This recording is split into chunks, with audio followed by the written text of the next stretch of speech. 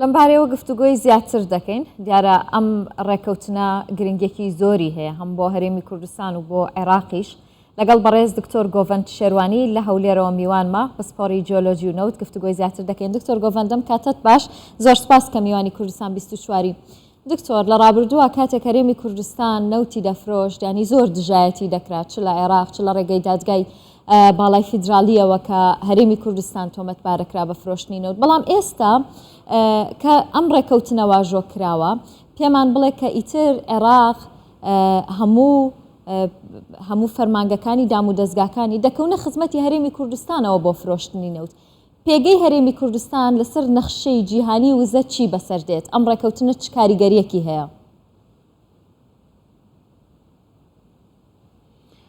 زۆر سپاس بۆ کەناڵی کوردستان 24 و بینەرانی عزیز.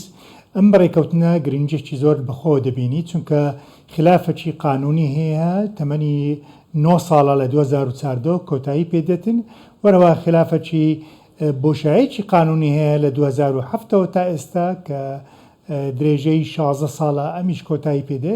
ئەم چکە شەرعیتێکی ئیداری و قانونی هەیە هەردوو حکومەت لەسەر ئاستەکی بەرز واژوو لەسەر کراوە. بەڵام ئەوەی کە گرنگە سێ خاڵی گرنگ هەیە لەم اتفاقی ئەوڕۆ.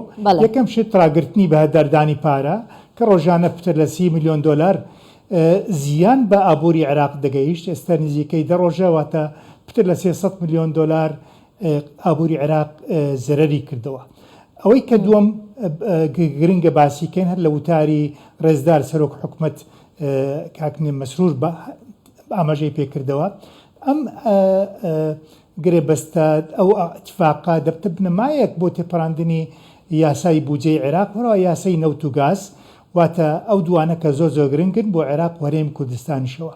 خاڵی سێم کە زۆر گرنگە گەیشتنە اتفاق لەسەر سەکتەری نەوت و گاز دەبتە کاردانەکی ئەرینی دەبی لەسەر فایلەکانی تر وەک فایلی پێشمەرگە و مادەی 140 و بابەتەکانی تریشەوە. بەڵێ زۆر باشە دکتۆر، ینی هەرچەندە هەناردەکردنی نەوت لە هەرێمی کوردستانەوە بەڕێژەی لە 0.5 نەوتی هەموو جیهانی پێک دەهێنا، بەڵام بینیتان چۆن ڕاگررتنی ئەم نەوتە کاریگەری هەبوو لەسەر بەرزکردنەوەی نرخی نەوت لە بازارەکانی جیهان. ئێستا پێمان بڵێ کاریگەریەکە بە چ شێوازێک دەبێت لەگەڵ دەستپێکردنەوەی هەناردەی نەوتی هەرێمی کوردستان لەگەڵ لانی بە تایبەت لەبارەی بوژانەوەی ئابووری هەرێمی کوردستان؟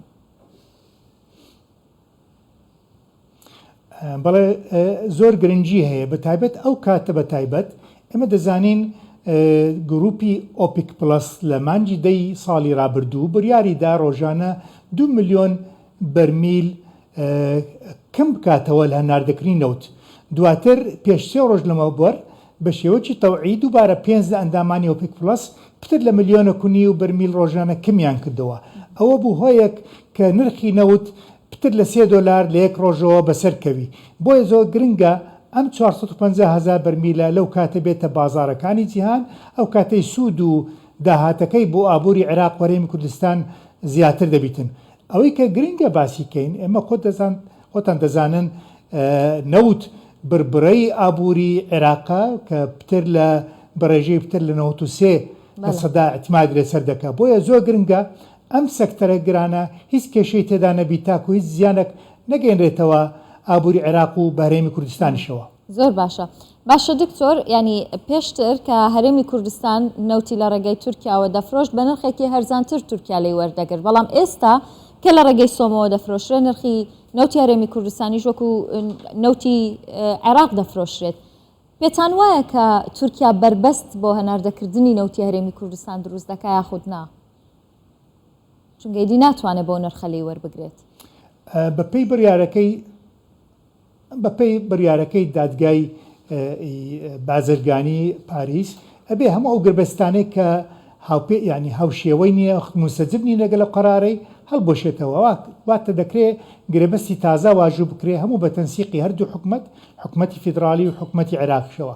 ئەوەی کە گرنگە باسیکەین ئەو جیاوازیە پێشتر هەبوو نێوان فرۆشتنی نەوت لە لایەن سۆمەوە عێراقی و لایەنی وزارەتی سامانە سروشتیەکان ڕاستەوخۆ جیاوازی هەبوو چونکە جۆرێک لە ئابلوقە هەبوو جۆرێک لە هەڕەشە هەبوو لەلایەن حکوومەتی عێراقی وزارەتی نەوت لەسەر ئەو کۆمپانیاکە زۆر کۆمپانیا زۆر کریار ئەو جورئەتیان نەدەکرد ڕاستەوخۆ لە هەرێمی کوردستان بکرێنەوەکو تووشی بلاکلیست بکرێن ئەو کاتە ئەگەر هیچ بەرژەوەندێکیان هەبی لەگەڵ عێراق زەرر بکمەند بکەن بەڵام ئێستا ئەو نەوعە تەناقوضە نامینێ چونکە یەک لایەن هەیە ئیدارەی هەموو هەناردەکردنی نەوت دەکا ئەوی شەریکەی سۆمۆیە خۆشی مۆسەی سۆمۆ دەستگایەکی کۆنا لە تەمەنی حکوومەتی عێراقیە و لیستێکی کریاری زۆر هەیە بۆیە بە ئەسانی دەتانی ئەم بڕە نەفتە ئەگە 400 تا 500 هزار بەرمیلی زیاتر ساغ بکاتەوە لە بازارەکانی جیهان.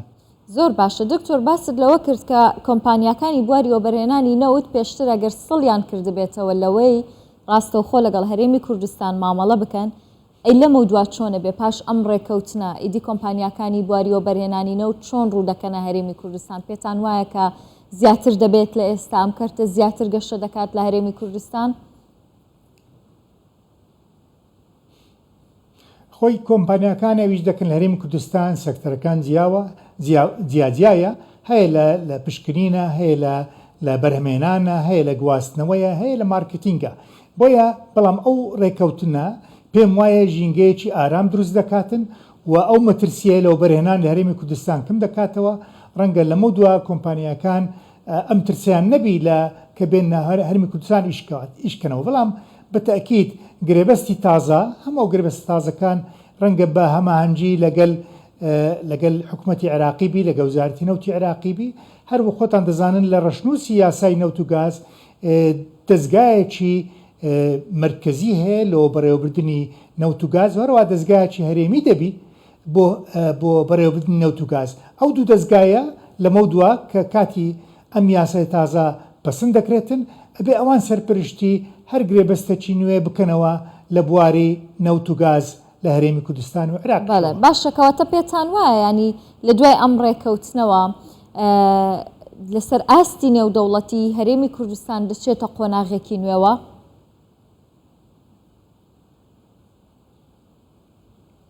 بەتەکیید ئەمە کاریگەرێکی ئەرینی دەبی لەسەر وەزعی عێراق و وەزعی هەرێمی کوردستان پێگەی عێراق لە ئۆپیک و ئۆپیک پلس بەهێزتر دەبی چونکە ئەم استراتیژی هەناردەکردنی نەوت پێکەوە بە تەنسیق دەکرێت ئەو کاتێ عێراق و هەرێمی کوردستانیش پابند دەبن بە هەموو بڕیارەکانی ئۆپیک و ئۆپیک پلس بە تایبەت لە کاتێکدا زۆربەی ئەو وڵاتانەی کە بەرهەمهێنەری نەوتن ئەو توانایان نەمایە ئێستا بەرهەمهێنانی نەوت زیادکەنەوە تەنانەت چەند وڵاتێک هەیە لە گروپی ئۆپیک پلس ئەو توانان هەیە ئەمەشان وڵاتی سعودی عەرەبیە و هەروە عێراقیشەوە و تا ڕادەیەک ئیمارات بەڵام زۆربەی وڵاتەکانی تر ئێستا بەرهەمهێنان نەوت بەرەو کەمبوون دەچیتن بۆیە ئەم دەرفەتە زۆر باشە بۆ ئابووری و داهاتەکەشی زیاتر دەبی لە کاتەکان لە ساڵەکانی ڕابردوو.